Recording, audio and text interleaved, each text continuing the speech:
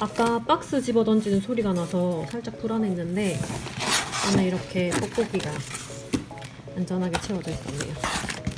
와, 대빵 얇아.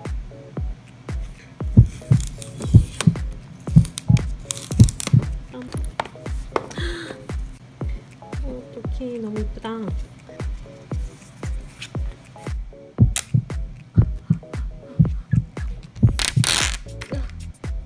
카톡 뒤는 살짝 있는 것 같고, 이거에 대한 평이 되게 많더라고요. 이 카메라 링이 넓어진 거에 대해서. 근데 저는 괜찮은 것 같아요.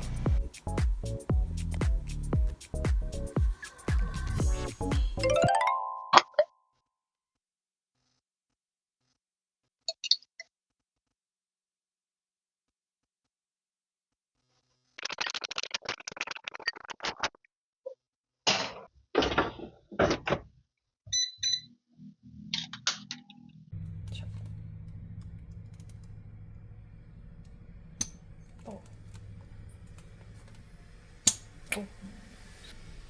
어. 그렇구나.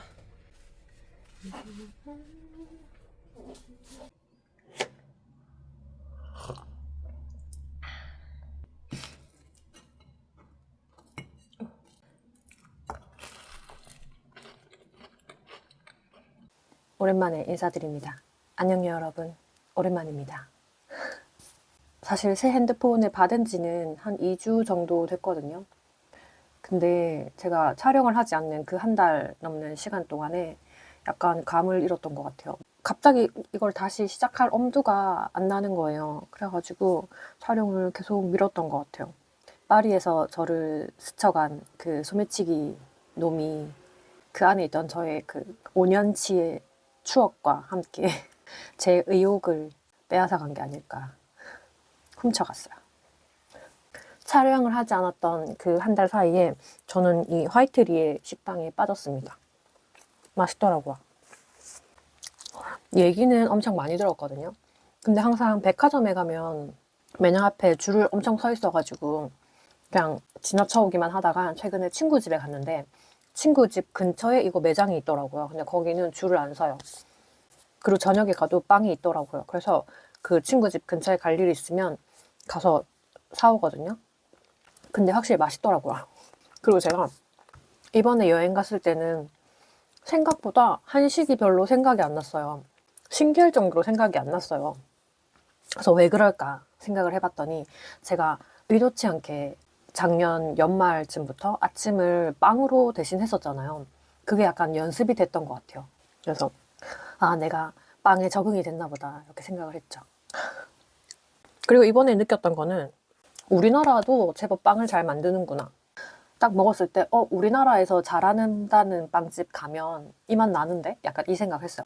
대신에 뭐 버터도 좋은 거 썼습니다 하는 그런데 확실히 그냥 동네 빵집을 가도 버터 향이 진짜 진하게 나는 그런 빵들이더라고요. 그래서 재료의 차이일 뿐이지 기술의 차이는 아닌 것 같다. 다만 거기는 저렴하게 먹을 수 있어서 좋다. 크루아상이 1.3유로인가 이랬거든요. 한 2,000원 꼴이었거든요. 우리나라에서는 4,500원 이렇게 하잖아요. 아쉽다. 어쩌다 이 얘기까지 왔지? 그리고 프랑스에서 파리에서 영상을 진짜 나름대로 열심히 찍었는데요. 백업을 안 해가지고 다 날라가고. 그래도 제일 기억나는 게 있다면 파리에서 카운트다운을 봤다는 거. 개선문에서. 이번 파리 여행은 진짜 날씨도 진짜 안 좋고 해 뜬 날이 한 이틀 정도밖에 없었거든요. 계속 흐리고 춥고 막 이랬는데 그나마 그 첫날이 되게 기억에 많이 남아요.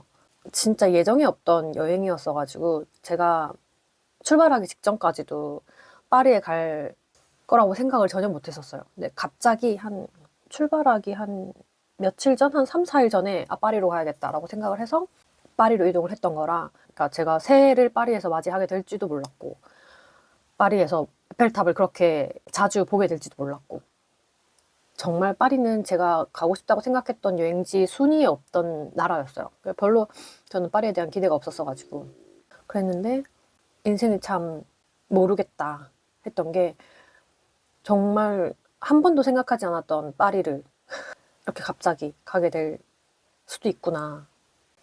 그리고 제가 그때 잃어버린 핸드폰에 배경화면이 에펠탑이었거든요.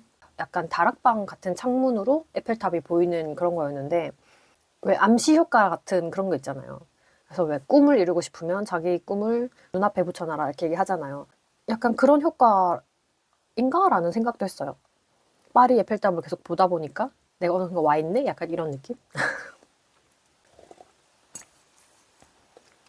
어쨌든 저의 짧고도 길었던, 그리고 저의 모든 추억을 앗아갔던 파리. 내가 당하게 될 줄이야. 근데 진짜 돌아오는 날 공항으로 가는 그 지하철에서 그렇게 될 줄은 상상도 못했죠. 너무 충격이었고.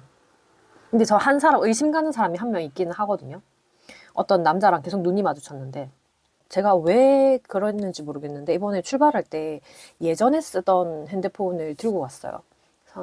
그게 8년 전에 산 건데 이 핸드폰을 챙겨갔었거든요. 소매치기를 당하고 나서 정신을 차려야 되니까, 근데 나 이거 챙겨왔지 하면서 이제 아이폰을 꺼내가지고 정비를 하고 있는데 어떤 사람이 계속 심각한 눈으로 저를 쳐다보더라고요. 그래가지고 혹시 저 사람인가? 근데 내가 아이폰을 꺼내서 당황했나? 약간 이 생각을 했어요. 아닐 수도 있는데. 진짜.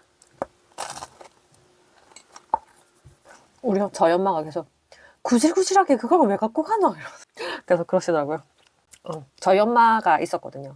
그래서 제가 더 정신이 없었어요. 사실 엄마를 챙기느라고 엄마 가방이 무거운 것 같아서 이제 제가 제 가방도 들고 이제 엄마 가방도 같이 들어주느라고 양손을 썼더니 그 사이에 코트에 넣어놓은 핸드폰이 없어진 거였어요. 떨어졌으면 제가 그 소리를 들었을 텐데 떨어진 건 절대 아니고. 근데 뭐 사실 핸드폰을 바꿀 때가 돼가지고 바꿀까 말까 고민을 하고 있던 차였어가지고 그래 뭐 네 덕분에 바꾼다 생각하고 이번에 나온 S25 울트라를 장만했습니다. 근데 너무 좋아요, 핸드폰. 일단 액정 밝기부터 달라요. 저는 노트 9이었거든요. 그게 6년 전에 출시된 핸드폰인데 6년 사이에 핸드폰이 굉장히 많이 발전을 했더라고요. 밖에 나가서 액정을 봤는데 비침이 없이 완벽하게 보여요. 그거부터 일단 너무 좋아. 그리고 카메라 화질 당연히 다르고 그리고 무게. 제가 쓰던 노트 9이랑 무게가 크게 다른 것 같지 않아요, 체감상으로. 제가 그 전에 S24 울트라랑 23 울트라 이거 두 개를 들어봤을 때는 너무 무거운 게 느껴졌거든요. 확 느껴졌거든요. 그래서 울트라는 역시 못 사려나 했는데 이번에 이제 사기 전에 매장에 가가지고 한번 만져봤어요. 어떤가. 근데 무게가 그냥 딱 체감이 될 정도로 가볍더라고요. 울트라인데도 불구하고. 그렇다고 해서 막 진짜 S25 기본처럼 완전 가볍다 이런 느낌이 아니라 울트라끼리 비교했을 때. 그리고 제가 이거를 바꾸기 전에 잠깐 아이폰을 다시 썼잖아요. 제가 이거 3년을 썼는데 근데 역시나 적응이 안 되더라고요. 이게 오래된 폰이기도 하지만 그 애플의 그 뒤로 가기 버튼이 없는 거, 그리고 화면 분할이 안 되는 거, 지금은 되나요? 이 폰은 안 되거든요. 그리고 캡처도 제가 원하는 길이만큼 안 되는 것도 불편하고. 그리고 이거 키보드 저는 이거 말하면 비웃으려나? 천진 쓰거든요. 제가 천진 때문에 갤럭시를 못 벗어나요. 천진이 진짜 편하거든요. 그걸 왜 모르지 사람들이? 저는 천진으로 핸드폰 생활을 시작했기 때문에. 그리고 제가 손이 좀 두꺼워요. 엄지가 두꺼워가지고 저 아이폰으로 치면 항상 오타가 났어요. 키보드 모양으로 되어 있는 거잖아요. 이게 작잖아요, 그거는. 저 오타 내는 거 진짜 싫어하는데 아이폰 쓸 때는 그냥 오타 좀 나는 거는 무시하고 그냥 보냈어요. 안 날 수가 없어. 그거 때문에 다시 다 지워야 되고. 그리고 아이폰은 이렇게 중간에 찍으면 커서가 그 중간에 안 찍어지잖아요. 그래서 맨날 이렇게 꾹 눌러가지고 당겨야 되잖아요. 그것도 너무 불편하고.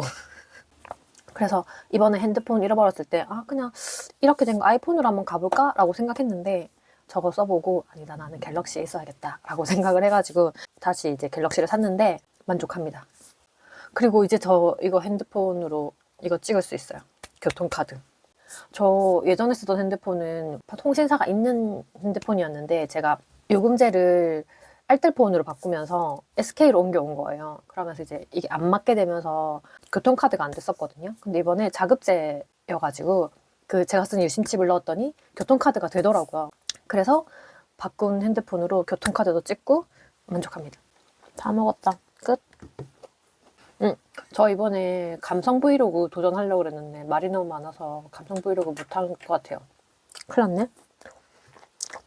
다시 한번 도전해 볼게요, 나중에.